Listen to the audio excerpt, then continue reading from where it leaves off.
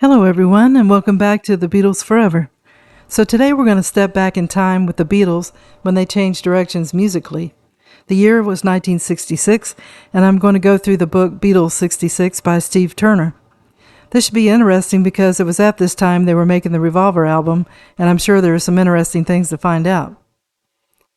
1966 was a rough year for the Beatles.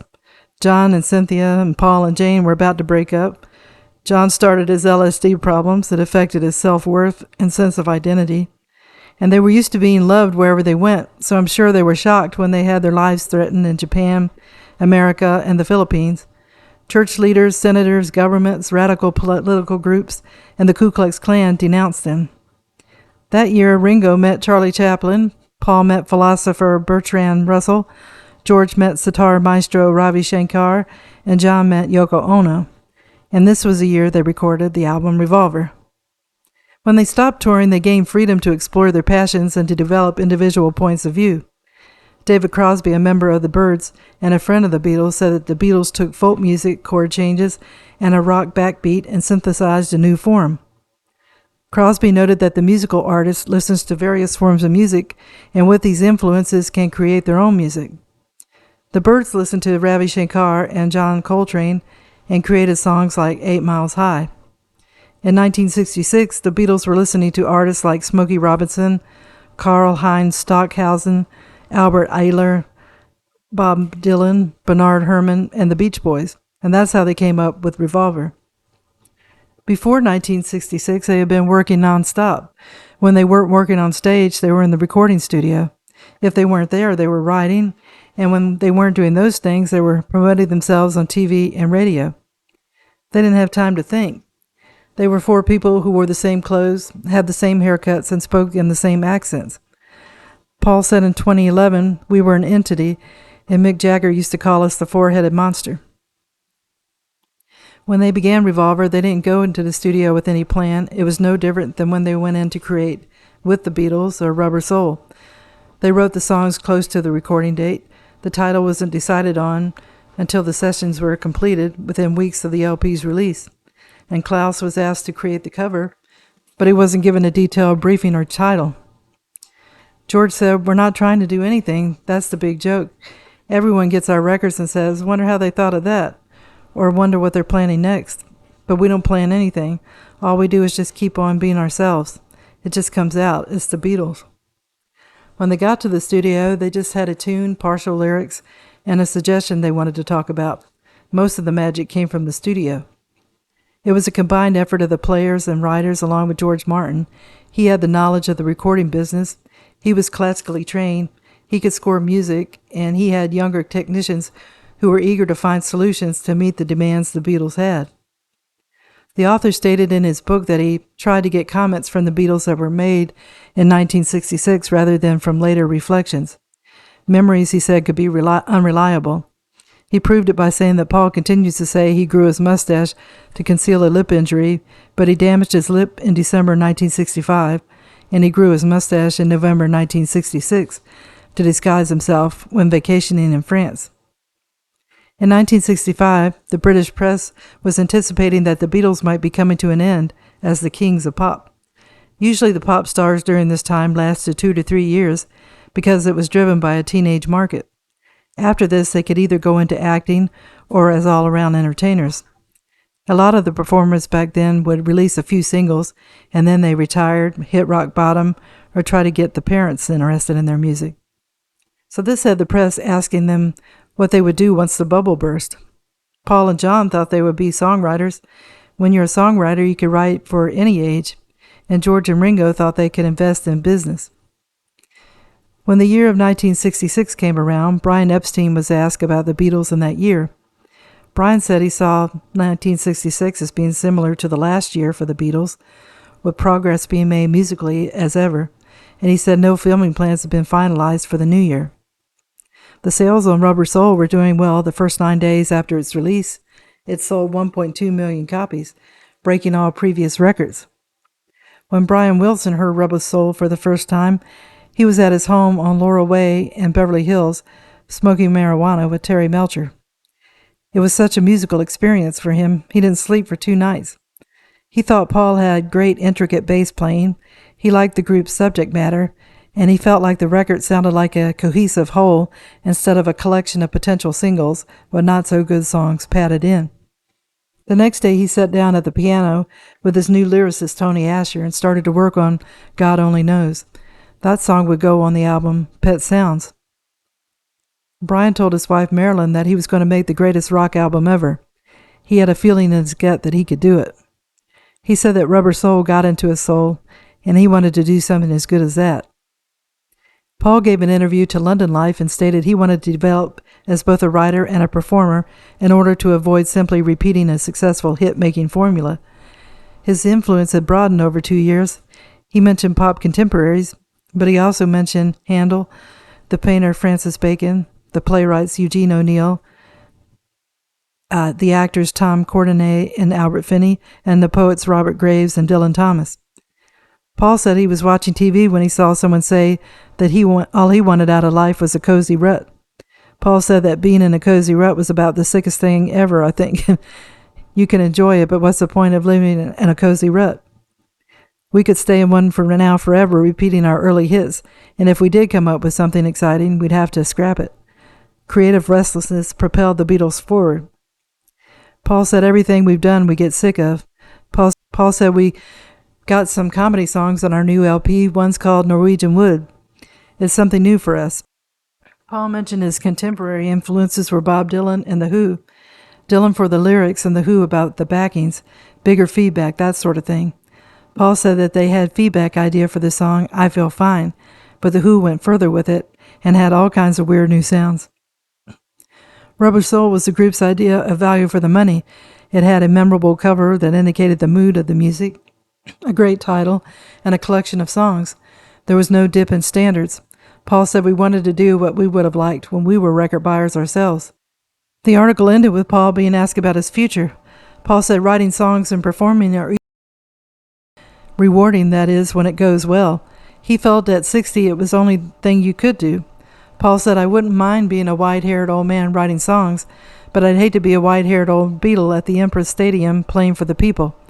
So that quote didn't age well. As we know, Paul loves performing to this day and does it well. So Paul admitted that he and John wrote different songs. Paul was more melodic and less revealing. He developed stories and characters and loved the sound of language, but his songs told little of his personal experiences or desires. Paul said, mine are a bit soppier than John's. He said because he was soppier than John, and John explored his longings and fears. During this time in their lives, John was living in a 22-room countryside mansion. It was home territory for the successful City of London stockbrokers, and he was leading a less adventurous life. Paul at this time was living in the city, and he had influences through conversations, parties, visits to galleries, and events. John was a loner, and he was happy to catch up through listening to records and reading books. Paul confessed that he read at bedtime or when he was on vacation, and that John read all the time. They had recently gone to the Times bookshop on Wigmore Street, and in an hour, John had spent £150 on books. This was in the day when £1 could buy 6 paperbacks, so it sounded like he got a lot of books that day. Cynthia recalled that Lennon typically spent time lying in bed with a notepad and then getting up, going to his piano, and sketching out a few chords for a new song. He'd go from one thing to another, from his notepad to the piano. Then he'd listen to music, gawk at the TV, and read newspapers. She said that in an interview in 1987. John said in an interview in 1964 he had the ambition to buy a detached house standing on its own grounds so that he wouldn't be disturbed while working. That way I can get away from everyone when I feel like it. John had never been a social person. He preferred his own company because of the way he was raised. He grew up with an aunt, uncle, and adult lodgers, but no siblings. Paul's dad was a working class, and he welcomed any excuse to have relatives and friends over for sing-alongs, and Aunt Mimi was more reserved. John had solitary hobbies like writing stories and poems, creating comics, reading, drawing, playing records, listening to the radio, and daydreaming. He was the same way as an adult. He lounged around the house, watched a lot of TV, and was proud to be an Upper West Side house husband. He was asked in 1980 if he ever went to New York clubs to check out the latest acts. And he asked, did Picasso go down to some studio and watch somebody paint? I don't want to see other people paint. The only person he went to see in London during the swinging 60s was Jimi Hendrix and Bob Dylan at the Isle of Wight. John said I was too busy doing to be watching other people. John was envious of Paul's freedom. He was visiting the artists, arguing in pubs, and visiting the latest exhibitions. The art of surrealism, abstraction, and provocation had been John's natural habitat as a student at Liverpool College of Art. Well, George at this time bought a bungalow named Kinfons, and it was 5.5 miles away in Esher. He was becoming increasingly serious about his musicship. He didn't like that they couldn't hear themselves play on stage. It was harming their musical progress. He felt that if they kept their original Cavern Club audience, they would have made greater musical advances because they'd have grown up with their listeners. And George said he supposed he should have improved much more. George said, if we pack it in one day, I'll probably learn to play the guitar properly or chop it up. So George at this time was learning the sitar and getting more into Indian music. George was the youngest of the Beatles and was in the shadow of Paul and John. He emulated his heroes Carl Perkins and Chet Atkins and inspired to develop his songwriting. He sketched out music at home using a reel-to-reel tape recorder, but was a slow worker and had problems completing lyrics and thinking up titles. He said in a 1965 interview that if you got someone to do the lyrics, a song wasn't worth it if you didn't write the whole song. You don't feel as though you've done it, really, he said. If I get something going, then I'll tape it, and I'll leave it for about 5 weeks, and I'll suddenly remember. Then I'll add a little bit more to it, and so it probably takes me about 3 months before I finally finish one song. I'm so lazy, It's ridiculous, but I'd like to write more. He was less formally educated than John and Paul, and he had left school at 16 to become an apprentice electrician. Being in the Beatles, he found friends who introduced him to the new worlds of art, culture, politics, and music, and he and Patty spent many evenings at the couple's homes. When it came to writing songs, Ringo, by contrast, had problems with both words and music. Since 1964, he had been playing with an idea of a song called Don't Pass Me By. He couldn't get past the chorus. He would think of a melody, and then the Beatles would say that it had already been written by someone else and had been a worldwide hit. So Ringo lived in Weybridge and had a top-line of sound system in his living room. Ringo's priorities were pleasure more than work. His obsessions at that time were military memorabilia and Hollywood films. He didn't rehearse on his drums at home. He thought that touring was the only practice he needed. He turned one room into a bar called the Flying Cow with panel walls, mirrors, beer taps, and even a cash register. In 1965, he had a cinema built onto the house.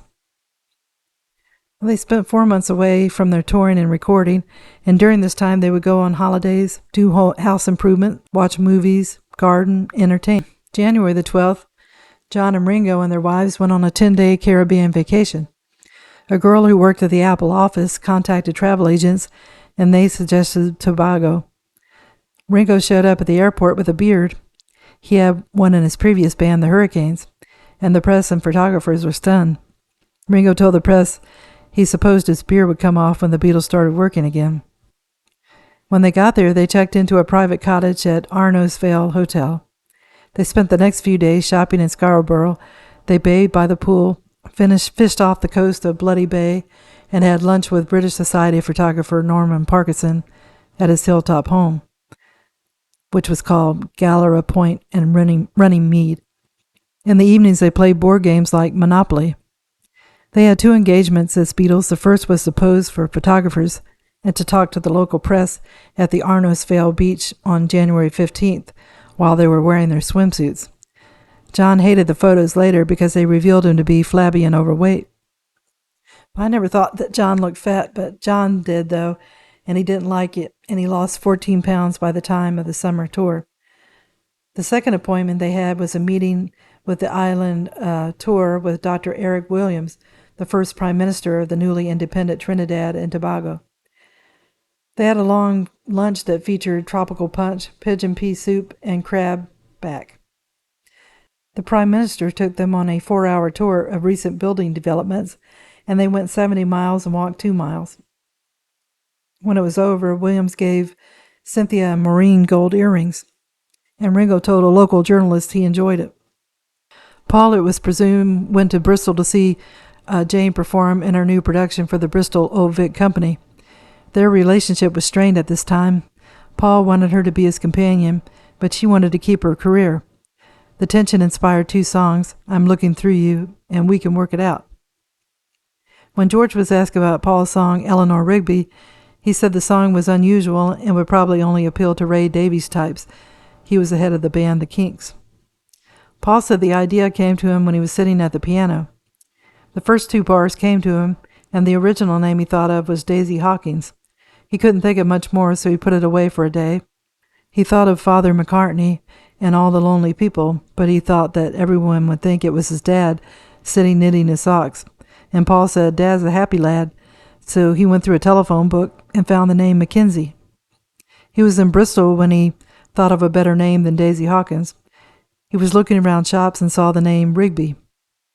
Paul said the first name, Eleanor, came from the actress Eleanor Braun that had made the movie Help with the Beatles. And there was also a gravestone for Eleanor Rigby in the churchyard at St. Peter's in Woolton, the place where John and Paul met for the first time. Paul didn't remember seeing the gravestone, but maybe he did subconsciously. So I will end the video here, and so far the book's been interesting. We saw that in that time, no one had a music career for very long, in the pop department anyway. They were being asked about what they would do after they were finished as a band, and Paul and John just assumed they would be songwriters. Paul didn't want to be performing when he's 60 and gray-haired. Now he's in his 80s and performing without a second thought. So the year of 1965, they were all living in large houses and enjoying their time away from the music business. Paul was getting inspired by different professionals, artists, writers, performers. He was also hanging out at art exhibits and pubs, and John was a little jealous. We found out that John was a loner all his life and enjoyed his own company. He didn't feel it necessary to go see live performances, and he was busy creating his own music. He would read books and listen to records and use his own experiences to create songs. George felt the need to get better at the guitar or smash it, and it took him a really long time to create a song. He would put it away and remember it later, and he also had trouble thinking up titles and lyrics. And Ringo had trouble creating a song at all. Every time he thought of a music part of the song, the Beatles would say to him, "It's already a worldwide hit." And the only song he came up with was "Don't Pass Me By." I enjoyed hearing what they were doing in their time away and how they viewed their futures. And I look forward to seeing what happened in their lives in the year 1966. And I'm sure we'll find out things we didn't know before. And I hope everybody's been having a good day. If you like the video, please give it a thumbs up and subscribe if you haven't already. And tune in again soon for another episode of the Beatles Forever. Thank you. Bye.